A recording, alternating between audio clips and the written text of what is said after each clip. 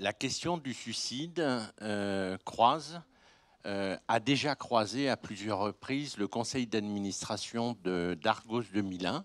Je rappelle qu'Argos est une association majoritairement composée de patients bipolaires, entourés de quelques proches. Ça, c'était le premier mot. Le deuxième, c'est que nous savons qu'un malade bipolaire sur 4 fait une tentative de suicide et que dans 15% des cas, elle est fatale. Voilà.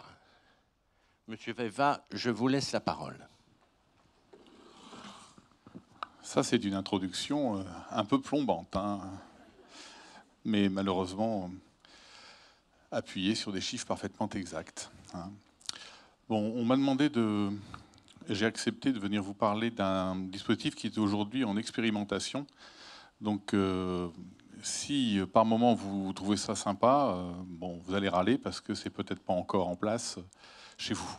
Hein, et peut-être ça ne le sera jamais puisque c'est en expérimentation et si ça ne marche pas, ça ne le sera jamais. Hein. Donc c'est un dispositif de prévention du suicide qu'on appelle ciblé. Hein, et clairement, moi, j'imagine que vous êtes plus familier avec ça. Puis j'ai assisté à toute l'après-midi, donc j'ai vu que ces mots avaient déjà été prononcés. Hein. On distingue maintenant 3 champs de la prévention.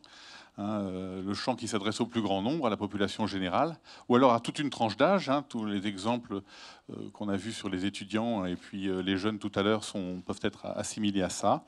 Hein, là, moi, je ne vais pas vous parler de ça. On distingue aussi le champ de la prévention spécifique, où là, il s'agit d'attitudes ou de conduite ou de campagne qui ciblent des populations à risque. Alors là encore, chez les lycéens ou les jeunes, on peut peut-être être aussi là-dedans. D'ailleurs, les actions de prévention dites spécifiques sur les groupes à risque portent autant sur les groupes en difficulté que sur les professionnels en contact en première ligne avec ces groupes à risque. Et alors, c'est souvent des actions de formation. Et enfin, le champ de la prévention dite ciblée, hein, sur des individus à risque. Hein, donc là, des individus à risque de suicide, de nombreux facteurs existent. L'un d'entre eux, je dirais, crève l'écran, hein, c'est l'antécédent de tentative de suicide ou de conduite suicidaire, qui à lui tout seul explique quasiment 40% de la variance. Donc je vais vous parler d'un dispositif de prévention de la récidive suicidaire chez des gens qui ont déjà fait une tentative de suicide, un dispositif de veille, hein, ou comment on reste en contact pendant un temps avec le sujet qui quitte le dispositif de soins hospitaliers après une tentative de suicide. Ce dispositif, il s'appelle Vigilance. On a déjà entendu parler de Vigilant plusieurs fois dans l'après-midi. Bon, vous voyez qu'apparemment, il y a une faute d'orthographe. Elle est parfaitement voulue, le S renvoyant à suicide. Hein, la question posée, c'est celle-là. Comment, pendant un temps, maintenir un lien avec quelqu'un qui est en difficulté, ou en tout cas qui sort de l'hôpital après une tentative de suicide. Hein, ça fait référence à des corpus de connaissances diverses. C'est ça qui me plaît. Et d'ailleurs, en prévention du suicide, si... on ne fait pas appel à plusieurs champs disciplinaires, on a toutes les chances de se tromper. Hein, l'éthique de l'inquiétude, j'aime beaucoup ce terme. Hein. L'inquiétude, vous entendez ça en français au sens propre. Hein. Je ne peux pas rester pendant un temps dans l'inquiétude. Hein. Pendant un temps, je ne peux pas rester tranquille après avoir rencontré cet homme ou cette femme après une tentative de suicide. La clinique du souci, c'est du belge. Moi, je suis lillois, donc à 13 km de la frontière belge. Donc je parle le belge couramment. Hein. Ils appellent ça la clinique du souci. Je trouve ça très joli. Hein. Ils disent pas prendre en charge, d'ailleurs, les Belges. Hein. Ils disent prendre en soin. Hein. Vous voyez, il y a des petites choses comme ça. Connectedness, c'est un mot anglais, un néologisme en anglais, qui voudrait dire susciter chez quelqu'un le sentiment qu'il est encore en lien avec quelqu'un d'autre de vivant. Vous voyez, c'est quand même plus rapide de dire connectedness. Mais il ne s'agit pas d'envahir l'existence de quelqu'un au prétexte qu'un jour il a fait une tentative de suicide. Hein, sur 100 premiers gestes suicidaires, 100 par exemple de nos gamins, hein, 60 au moins 60 ne récidiveront jamais dans leur vie. Donc le signal tentative de suicide n'est pas suffisamment puissant en médecine ou en épidémiologie pour derrière, à tout prix, enclencher une filière de soins, d'accompagnement. Donc voilà, proactif certainement, pour faire des progrès, c'est en tout cas mon école. Intrusif, non. Hein, donc la limite entre proactif et intrusif est des fois bien difficile à trouver. Hein. Donc sans envahir l'existence d'un suicidant, sans se substituer à un système de soins, on nous dit que le nôtre est un des meilleurs du monde, et je le pense. Hein. Et pourtant, hein, avec toutes ces précautions, fournir la bonne info au bon sujet au moment où il en a besoin. Vous voyez, c'est une sorte de grand écart, des fois difficile à gérer. Alors, vigilance, qu'est-ce que c'est très rapidement? C'est un système pluriel de rester en contact. Un seul média apporte toujours quelque chose, mais ne résout pas de façon satisfaisante l'équation de la pluralité des cas de figure rencontrés. Donc on essaie de varier les façons de rester en contact, avec un algorithme très très simple. Hein. Donc le sujet franchit les portes d'un service d'urgence, au moins franchit les portes d'un service d'urgence après une tentative de suicide. À la sortie de l'hôpital, donc pas forcément à la sortie de ce service d'urgence, il peut aller après en hospitalisation, dans un centre de crise, ou sortir directement du service d'urgence. On lui remet une carte de crise, hein, vigilance avec un numéro d'appel 2424, je passe. Hein, si c'est la première fois qu'il fait une tentative de suicide, on va s'en tenir là. Hein, plein de travaux, je pourrais répondre aux questions de ceux qui le veulent. Hein, étaye ça. Il faut donner de l'information et pas être trop intrusif avec des gens qui font une tentative de suicide pour la première fois. Donc on reste avec cette carte de crise, le système rentre en veille pendant 6 mois, comme pour quelqu'un qui a déjà fait une tentative de suicide, et on l'appellera au bout de 6 mois pour tenter de clôturer la veille. Hein. Mais on ne va pas vers lui plus que ça. Lui, il peut venir vers nous tant qu'il veut. Et s'il vient vers nous, on ajustera, au cas par cas. Hein.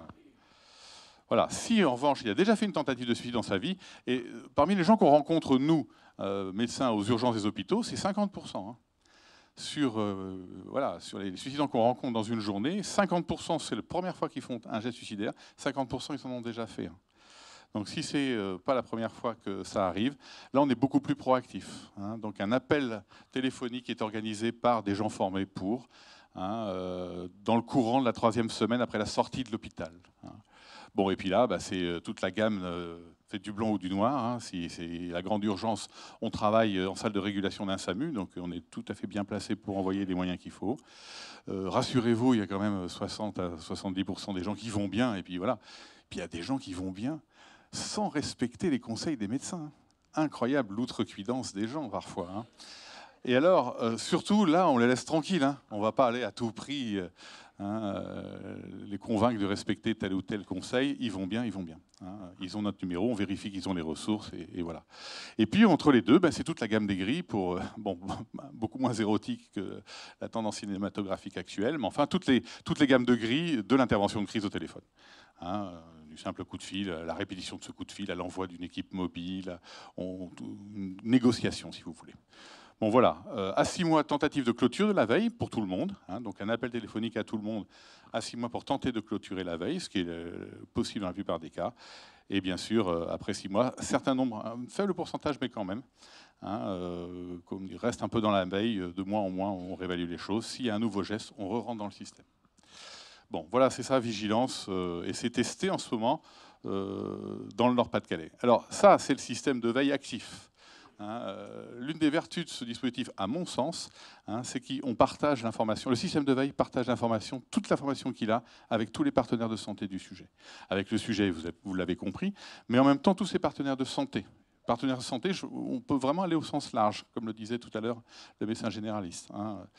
Bon, voilà, donc bien sûr le médecin de famille, hein, évidemment, le psychiatre, le psychologue. Alors la psychologue non remboursée par la sécurité sociale, ça je m'en fous. Si elle est identifiée comme partenaire de santé pour ce sujet-là, elle sera, destinataire de toute l'information. Le kiné, hein, bon nombre de personnes âgées, en tout cas chez moi, hein, voilà, le personnage de santé important pour cette femme que j'ai dans la tête, c'est son kiné qu'elle voit 2 fois par semaine. Hein, s'il est identifié comme tel, c'est lui qui sera aussi destinataire de l'information. Donc vous voyez qu'ils ont un numéro de téléphone spécifique qui est différent de celui des patients, pour les professionnels, un mail. Et puis un exemple de carte postale, parce que pour les gens qu'on n'arrive pas à avoir au téléphone ou dans X raisons, hein, on envoie une carte postale 1 fois par mois pendant les 4 mois qui suivent. Et on montre des exemples de cartes postales aux médecins généralistes. Hein, parce qu'évidemment, si un jour le patient se pointe dans le cabinet du médecin généraliste avec une carte postale, que le médecin traitant reconnaît la carte postale, dit tiens, vous êtes dans vigilance, il revalide tout le système. Ça veut dire qu'effectivement, tous ces gens se parlent entre eux dans un moment de veille de ce sujet autour de cette tentative de suicide. Donc c'est très important. Alors ces cartes postales, imaginez-vous, vous voyez ces petites fleurs, ça c'est mignon comme tout. Hein. Vous imaginez l'accueil des adolescents à ce genre de truc quand on a commencé. Bon, donc on s'est un peu calmé, on a tout de suite, on s'est tourné vers des adolescents, des designers, et puis on a maintenant des kits spécifiques pour les ados, parce que les petites fleurs, ça va un temps, mais bon, bref. Et aujourd'hui, l'enjeu, c'est les prisons. Alors ça, c'est un bon et un mauvais exemple. C'est un bon exemple des préjugés qu'on avait, dit comment on va faire. On ne va pas leur envoyer des paysages, des grands espaces de liberté à des prisonniers, c'est une cruauté sans nom, quoi. Hein. Et alors, dit qu'est-ce qu'on va faire? On dit, alors c'est des tatouages, parce que les prisonniers, ils ont des tatouages. Hein, c'est des gros durs, c'est prison break. Bon. Et donc, on était parti là-dessus. Encore, on se plante. Hein. Les premiers retours qu'on a des détenus, ils veulent des grands paysages et des petites fleurs. Hein. Il n'y a aucun problème avec ça, au contraire. Hein. Bon, bref. Bon, et encore, surtout, comme je vous l'ai dit tout à l'heure, un bon programme de prévention, il a une tentative d'intervention universelle, spécifique et ciblée. La veille, c'est du ciblé. Le spécifique, ce serait de la formation. Alors, on propose de la formation à chaque fois qu'on ouvre un site.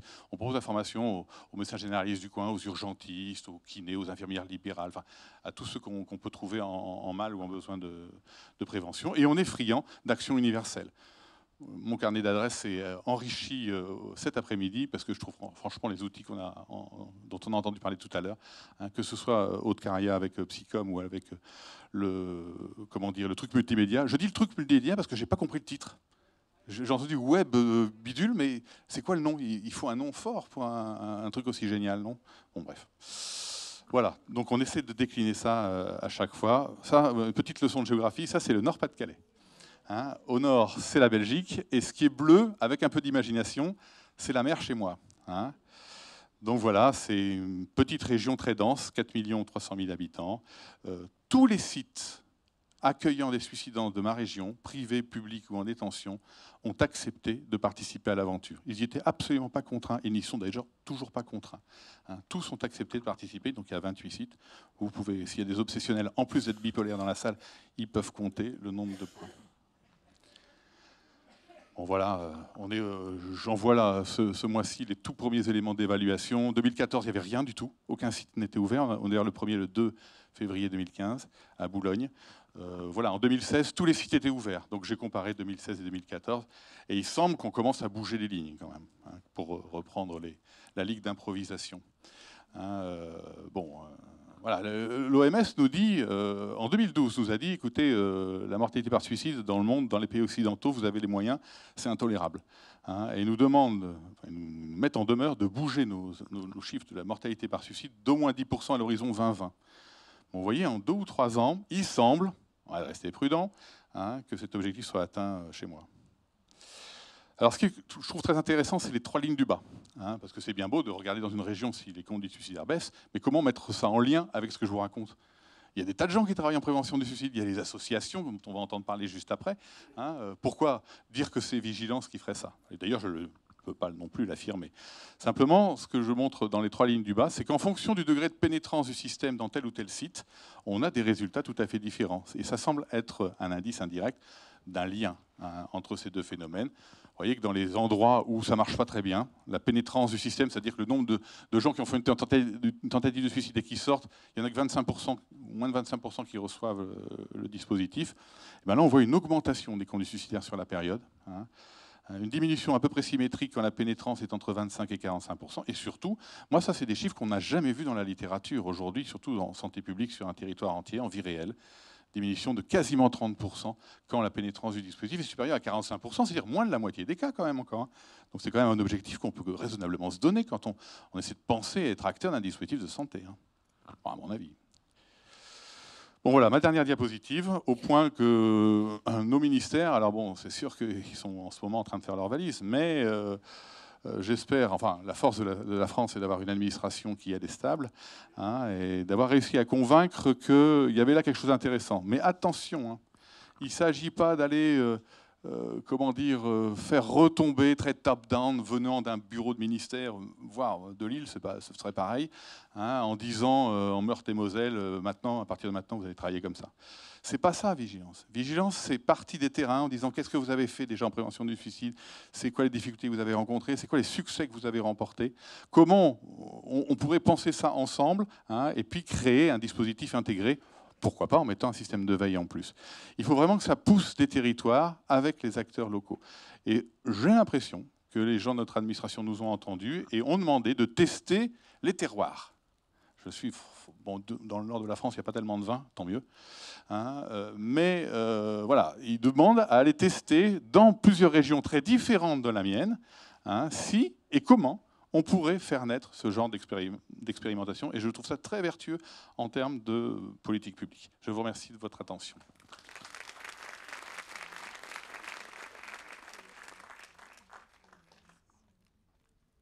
Merci. Vous voulez parler d'ici? Non, non. Madame Agnier, on vous invite à rejoindre le micro là-bas. Peut-être dire qu'Argos 2001, c'est comme sigle, comme logo, une balise. Et on va demander à Madame Agnier de nous dire ce que veut dire le phare. Alors, il ne s'agit pas simplement du mot phare, parce qu'il y a de nombreuses associations ou d'autres sociétés d'ailleurs qui s'appellent phare. Ça veut dire, c'est donc phare enfant-parent. Est-ce qu'on peut passer l'autre diapo? C'est à moi peut-être de le faire. Voilà. Oui, tout n'est pas complet en haut. Donc, phare enfant-parent veut dire phare, le sigle, pour l'harmonie des relations enfants-parents. J'ai créé cette association il y a maintenant 26 ans. Je ne suis pas en face de vous ni professeur, ni médecin, ni psychologue, ni sociologue. Je suis une maman d'enfants suicidés. Mon fils avait 18 ans en 1984. Oubliez ce que je viens de vous dire, simplement retenez que j'ai acquis un certain nombre de connaissances, un certain savoir qui pourrait peut-être se placer à un niveau d'expertise. D'ailleurs, je crois que phare enfant-parent est accepté en tant que tel dans des institutions, dans des instances des pouvoirs publics, parce que notre savoir repose sur, en tout cas pour moi, plus de 30 ans de réflexion sur la problématique suicidaire, et sur l'acquisition de connaissances avec les témoignages de parents d'enfants suicidés, puisque nous avons un groupe de parole qui fonctionne depuis la création, et également avec les témoignages des personnes qui appellent sur notre ligne d'écoute. Alors, ma difficulté en venant ici, c'était de parler seulement 10 minutes. J'aurais préféré au moins 2 heures, parce que le thème est évidemment passionnant. Nous abordons tous les secteurs de la société quand on aborde la question du suicide. Alors, ce que j'ai voulu faire, c'est me cantonner à vous présenter des informations à la fois très générales et des informations qui vont rentrer un petit peu plus dans le détail sur les actions programmée par notre association Phare Enfants-Parents. Alors, il faut bien dire qu'en France, l'intérêt des pouvoirs publics est relativement récent et que nous avons peut-être pris beaucoup de retard en matière de prévention du suicide. Ce n'est qu'en 1996 que le suicide a été inscrit parmi les 10 priorités de santé publique. En 1998, le ministre de la Santé de l'époque, Bernard Kouchner, est venu à une 2e journée nationale de prévention du suicide qui a lieu le 5 février et qui a annoncé la création d'une commission dans le but d'élaborer un plan national de prévention du suicide et l'objectif surtout de passer sous la barre des 10 000 suicides. C'est donc en 2000 que le premier plan national de prévention du suicide a été présenté. Il n'a duré que 5 ans, mais il a été très important parce qu'il a été le point de départ d'une expérience importante dont vous avez certainement entendu parler, puisqu'il s'agissait de la formation à la crise suicidaire notamment. 2000, ce fut une conférence de consensus importante également sur la crise suicidaire, la reconnaître et la prendre en charge, dont j'ai fait partie dans le jury et qui s'est terminée qui a abouti à un certain nombre de recommandations, et je regrette que ces recommandations ne soient pas toujours appliquées. 2011, deuxième plan national d'action contre le suicide, c'est comme ça qu'il s'intitule, qui portait sur 3 ans seulement.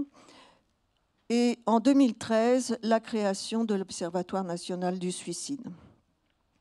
En 2015, l'Observatoire national, ou plutôt le Haut Conseil de la santé publique, a fait l'évaluation de ce plan et je vais vous en parler ensuite. Les statistiques de mortalité par suicide sont en baisse depuis 1999. On peut situer à ces alentours-là. Le pic était en 1985-1986 et dépassait 12 000 suicides par an. L'objectif des moins de 10 000 a été atteint en 2012. Mais si nous avons une diminution du nombre de morts, et c'est bien un objectif respectable et qu'il faut maintenir, il y a en revanche, parallèlement, une augmentation des manifestations de signes de mal-être profond et de troubles mentaux. Et là, nous manquons, et l'Observatoire national du suicide, ça a été son premier constat, nous manquons d'études, de statistiques, toutes reposent sur des évaluations qui sont quelquefois anciennes ou partielles.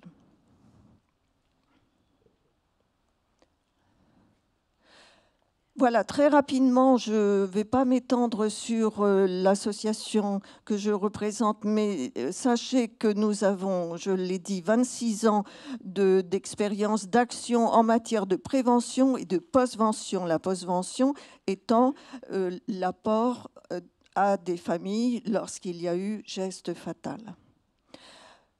Notre cible privilégiée, ce sont les parents, les adultes, tous les acteurs qui jouent un rôle auprès des jeunes, des enfants, des jeunes adultes, finalement pour mieux les toucher.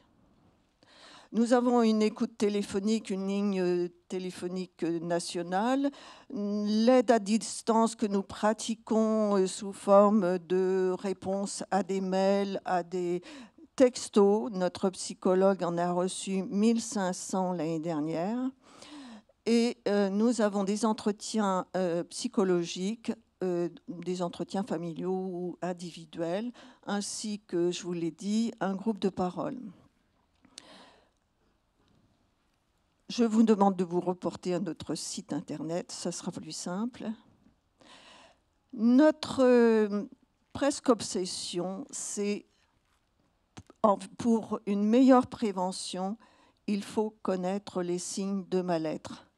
Donc, notre credo, c'est de les repérer pour mieux prévenir et intervenir à temps pour éviter les passages à l'acte. Ça nous semble essentiel.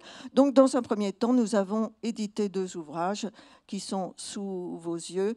10 000 exemplaires quand même pour Attitude éducative et Difficile adolescence, que nous avons transformé petit à petit, enfin pas petit à petit, mais nous avons effectué un travail très important sur des fiches thématiques qui reprennent justement un peu le même esprit que notre guide, les signes de mal-être, fiche par thème de mal-être, de signes. Eh bien, je vous en présente 2 là et vous en avez 3 en tout, bipolaire, tentative de suicide et suicide. Mais sur notre site, il y en a une vingtaine et nous travaillons sur d'autres thèmes encore. Ce n'est pas terminé. Alors,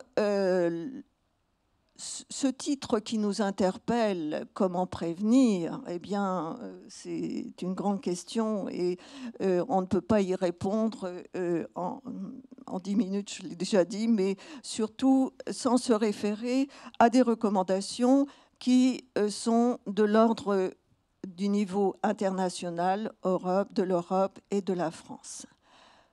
L'OMS indique qu'il y a environ dans le monde 800 000 à 1 million de morts par suicide, ce qui ferait plus de victimes que les guerres. Alors, il y a un certain nombre d'éléments qui vous sont indiqués ici, mais je ne vais pas les traiter les uns après les autres, ce serait beaucoup trop long. Réduire l'accès aux moyens de se suicider, c'est également dans le plan national français. Adopter des politiques de lutte contre l'alcoolisme, assurer le dépistage précoce, on l'a entendu beaucoup cet après-midi, cette question de dépistage précoce. Ensuite, former les agents de santé, eh bien, il y a eu ce grand programme et qui continue la formation à la crise suicidaire, et puis assurer le suivi des personnes, ce que vient de montrer d'ailleurs, bien démontré Guillaume Béva. Alors très rapidement, là, l'OMS a lancé un ruban de sensibilisation de prévention du suicide. Est-ce que vous l'avez déjà vu? Non, voilà.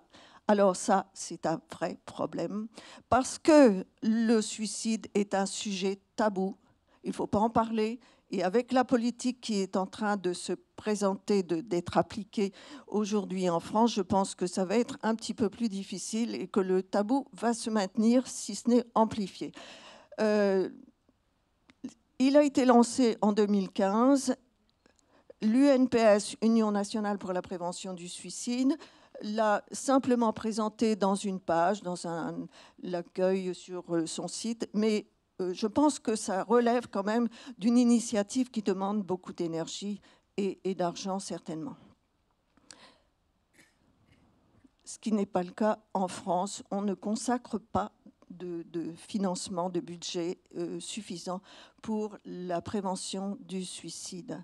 Alors en Europe, eh bien, il n'y a pas de coordination entre les pays, il n'y a pas de plan européen que je sache, il y en a un sur la santé mentale, évidemment, il y a une grande disparité de politique nationale, il y a eu en 2016 la Fondation Jean Jaurès qui a fait montrer que la France occupe une place préoccupante, ça c'est pas une grande révélation. Alors voilà le résultat de l'évaluation du deuxième plan national de prévention du suicide qui a abouti sur 9 recommandations. Alors, promouvoir un double... Je me suis contentée de faire un copier-coller, là, et finalement, on se rend compte qu'il n'y a pas de double objectif. Je ne sais pas où est le deuxième. Promouvoir, en tout cas, la prévention générale en amont.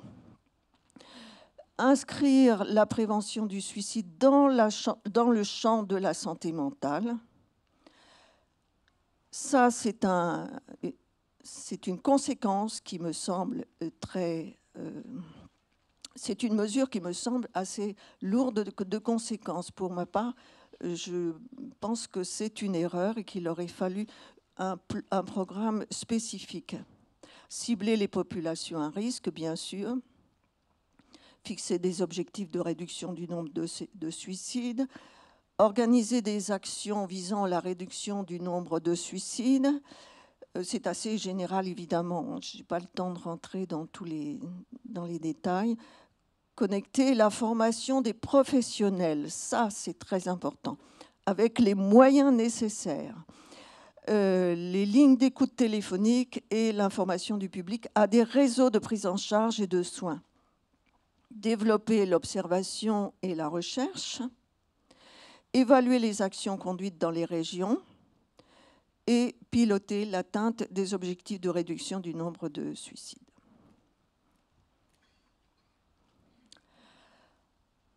Donc en France, nous allons vers peut-être un tout santé mentale. Je mets quand même un point d'interrogation.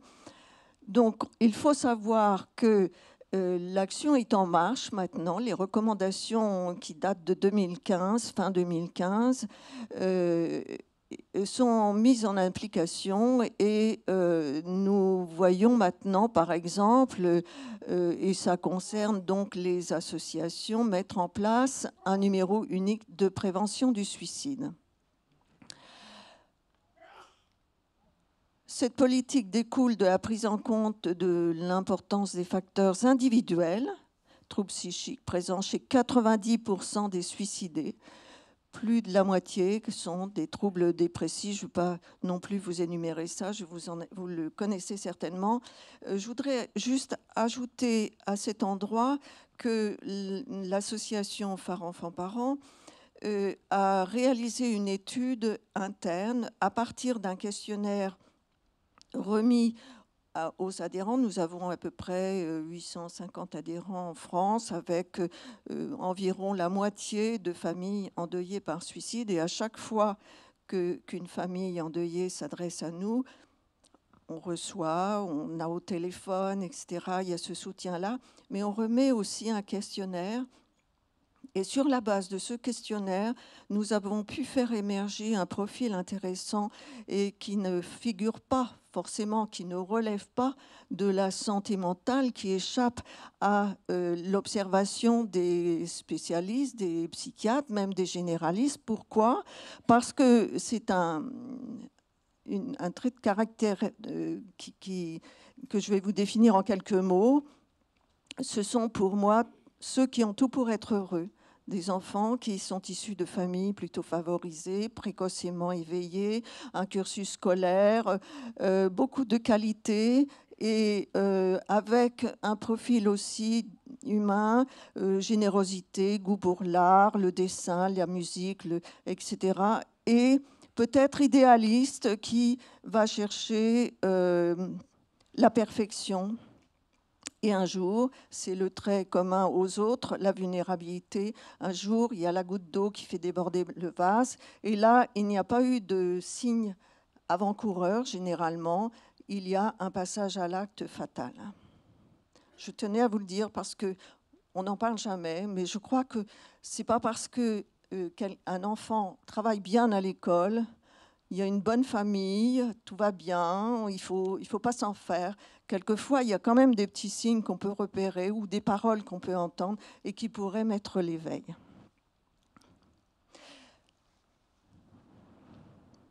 Alors voilà ce que nous proposons. L'écoute, l'accueil bienveillant, l'information sur les signes de mal-être, le repérage, l'aide aux parents et aux jeunes. Pas pour leur trouver des solutions, évidemment, mais pour les aider à recouvrer leurs ressources personnelles et surmonter leurs difficultés.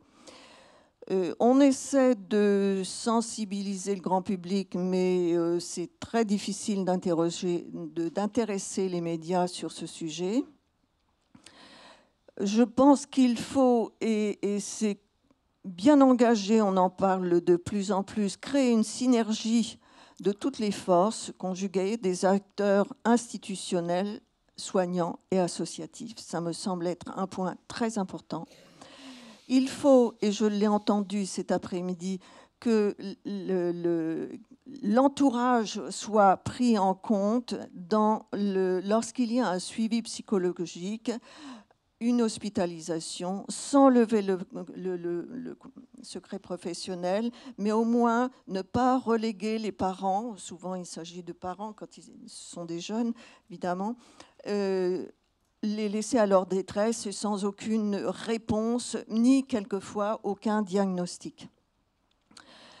Une meilleure prévention adaptée en milieu scolaire, c'est un peu idéaliste de ma part ou utopique. Basé sur le respect de la personne, on réglerait beaucoup de problèmes. Et la conscience que la vie et la santé sont des biens précieux. Éducation à la vie et à la santé me semblerait nécessaire dans les programmes des écoles, de la maternelle jusqu'en fin de secondaire. Et qu'il y ait une véritable volonté politique visant à faire de la prévention primaire un fer de lance pour refonder une harmonie entre le vivre ensemble, c'est-à-dire l'écologie humaine. Je termine par cette photo de Jeanne, 12 ans.